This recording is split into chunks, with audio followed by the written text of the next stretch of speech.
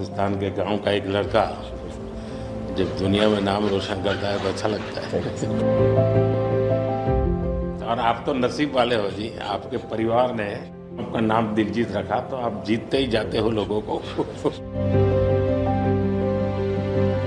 हम पढ़ते थे, मतलब ये लिखा हुआ सब जगह और खुद कि मेरा भारत महान, लेकिन मेरा भारत महान मैंने इस टूर में एक्चुअल जाना सर। जब मैं भारत घूमा ना जी पूरा, तो मेरे को पता चला ये क्यों कहते हैं मेरा भारत महान। सचमुच में भारत की विशालता एक अपना शक्ति है जी। हाँ ये बेनिफिट जनसंख्या इसलिए मिलता है ऐसा नहीं है, हम लोग एक वाइब्रेंट सोसाइटी है।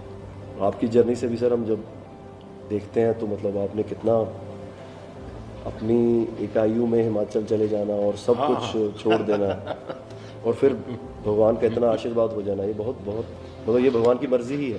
उसके बिना क्या होता है? 100%। हमारे देश में हर इंसान पौधे में भी परमात्मा देखता है। 100% देखते हैं, मतलब हम वेस्टेज नहीं करते हैं। हाँ, थ्रो अवे कल्चर वाले लोग नहीं है। है। रिसाइकल रीयूज अभी दुनिया में नाम आया है, हमारे तो ब्लड में है। हाँ जी। दुनिया को इसका पता नहीं है जी। कभी आप अपने कार्यक्रमों के द्वारा ये जरूर कर सकते हैं जी। कि भारत के लोग पर्यावरण की रक्षा कैसे करते हैं। अब जैसे मैंने अभी ये कार्यक्रम चलाया, एक पेड़ माँ के नाम, अपनी माँ को याद करते हुए, माँ जिंदा है तो माँ को साथ ले जाओ और पेड़ लगाओ, माँ की जीवन समृद्धि बन जाएगी वो। और माँ जिंदा नहीं है तो फोटो लेकर के जाओ, लेकिन माँ को कहो माँ तुम्हारे लिए पेड़ है। तो अपनी माँ जिसने हमें जन्म दिया और ये धरती माता जो जीवन देती है, दोनों को हम एक प्रकार से आज करोड़ों लोग ये काम कर रहे हैं। हाँ। भारत में सबसे बड़ा अगर कोई जादू जिसको कह लो तो वो योग है। और जिसने योगा को अनुभव किया है वो उसकी ताकत जानता है। हाँ जी। आपको ये बाहर जाते हैं तो अनुभव क्या आता है? संगीत के इतने बड़े समारोह में जाते हैं तो बाकी लोगों की भाषा, उनकी स्टाइल, नए इमोशंस होते हैं। जी जी सर, मेरे को लगता है सर जैसा उन्होंने बना दिया एक कोचेला को एक फेस्टिवल, या और भी फेस्टिवल्स बड़े होते हैं, हम तो बहुत ज़्यादा बड़े कर सकते हैं यहाँ पे सर। और लोग दुनिया भर से ट्रैवल करते हैं ऐसे फेस्टिवल्स के लिए। तो हमारा तो इतना रिच कल्चर है, अगर हम ढाबे में बैठ के भी खाना खा रहे हैं और कोई राजस्थान में गा रहा है तो इतना सुरीला गा रहा है कि बंदा बोलता है कि मैं गाना छोड़ दूं यार, ये इतना अच्छा गाना गा रहा है। और मैं प्रोफेशनली गाता हूँ, ये बंदा प्रोफेशनली गा भी नहीं रहा और मेरे से अच्छा गा रहा है। इतनी ज़्यादा उनके अंदर कला है। वो लोग बना के बैठ गए, और अगर हमारे इधर कोई ऐसा डेवलप होगा तो दुनिया भर से लोग, मेरे मन में कल्पना है, आ सकते हैं सर। मैं सोच रहा था कई वर्षों से, लेकिन अब वो मैं इसको कर रहा हूँ। वेव्स, मेरा मत ये है कि इतना बड़ा देश और दुनिया की सबसे ज़्यादा फिल्में यहाँ बनती हैं। हाँ जी सर। दुनिया में सबसे बड़ी क्रिएटिव इंडस्ट्री यहाँ है जी। तो मैं यहाँ वेव्स एक बहुत बड़ा मूवमेंट खड़ा कर रहा हूँ और दुनिया की क्रिएटिव वर्ल्ड को मैं इकट्ठा करने वाला हूँ अप्रैल में जी। अब दुनिया का क्रिएटिव वर्ल्ड का सेंटर हिंदुस्तान। मैं एक बार जर्मनी की चांसलर मर्कल जी, तो हम मिले तो उसने मुझे संगीत का विषय निकाला। तो मैंने उसको कहा कि मेरे देश में सूर्योदय के पहले संगीत हो ये अलग है और सूर्योदय के बाद अलग, उसका टाइम अलग है। हाँ जी। मैंने कहा मेरे अलग अलग प्रहर मेरे यहाँ होता है, हर प्रहर का संगीत होता है। फिर मैंने कहा सैड सिचुएशन है तो एक संगीत है, जॉय है तो एक है। तो फिर उनको बड़ा इंटरेस्ट लिया।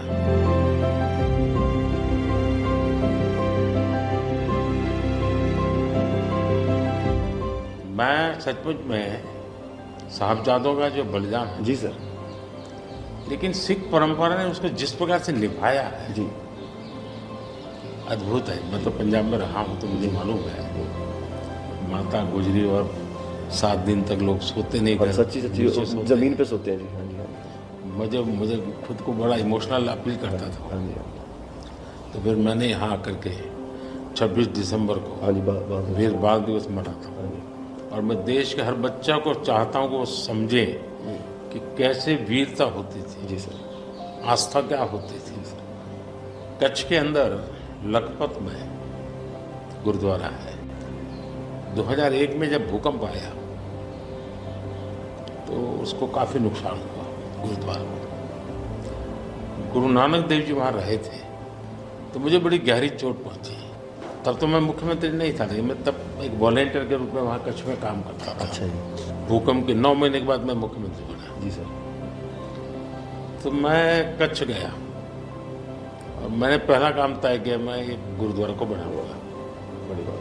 लेकिन मैंने दूसरा तय किया कि मैं वैसे ही बनाऊंगा जैसा उस समय बना था। तो ऐसे लोग कौन मिलेंगे, तो मैंने बहुत ढूंढा मिट्टी कहाँ से मिलेगी उस प्रकार की। जी।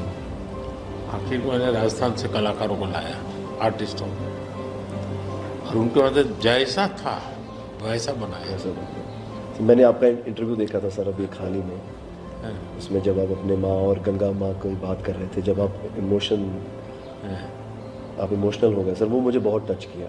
मतलब वो एक हमारे लिए आप प्रधानमंत्री एक बहुत बड़ा पद है, तो हम शायद एक जो उसके पीछे एक माँ और बेटा और इंसान है, वो कई बार वो निकल जाता है, भूल जाता है, क्योंकि एक ओहदा बहुत बड़ा है।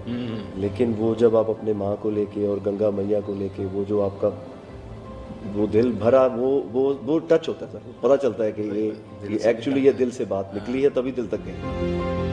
सर ये हमने इंडिया की तरफ से ये पहला सबसे बिगेस्ट टूर हुआ है कि हमने जितने जितने देशों में शोज़ किए, पहली बार स्टेडियम शोज़ किए सर हमने। ये इस साल जैसे टूर कल्चर हमारे कम था हमारे। अहमदाबाद में कहाँ किया आपने? गिफ्ट सिटी में? हाँ जी, हाँ जी, हाँ जी, हाँ जी सर। वो गिफ्ट सिटी भी एक मेरा बड़ा ड्रीम प्रोजेक्ट। हाँ जी सर, हमने सबने हमको बताया सर, हमसे जलेबी फाफड़ा भी खाया और सबने बताया। सबसे बड़ी बात है, मैं आपकी तारीफ करने के लिए नहीं कह रहा, नहीं सर, इस शोहरत को पहचाना। और मैं आपके व्यवहार से देखता हूँ,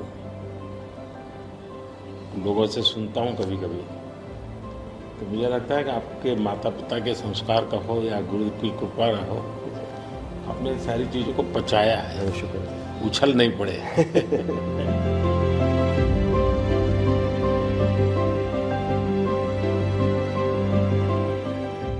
ਉਹ ਕਹਿੰਦੇ ਕਿੱਥੇ ਹੈ ਤੇਰਾ ਰੱਬ ਦਿਸਦਾ ਹੀ ਨਹੀਂ। ਮੈਂ ਕਿਹਾ ਅੱਖਾਂ ਬੰਦ ਕਰ, ਧਿਆਨ ਧਰ ਮਹਿਸੂਸ ਕਰ। ਇਹ ਮਸਲਾ ਬਾਹਰ ਦੀ ਅੱਖ ਦਾ ਨਹੀਂ, ਅੰਦਰ ਦਾ ਹੈ। ਮੈਂ ਕਿਹਾ ਅੱਖਾਂ ਬੰਦ ਕਰ, ਧਿਆਨ ਧਰ ਮਹਿਸੂਸ ਕਰ। गुरु नानक ता अंग संग है, तू ही बस गैर हाजिर है। गुरु नानक, गुरु नानक, गुरु नानक।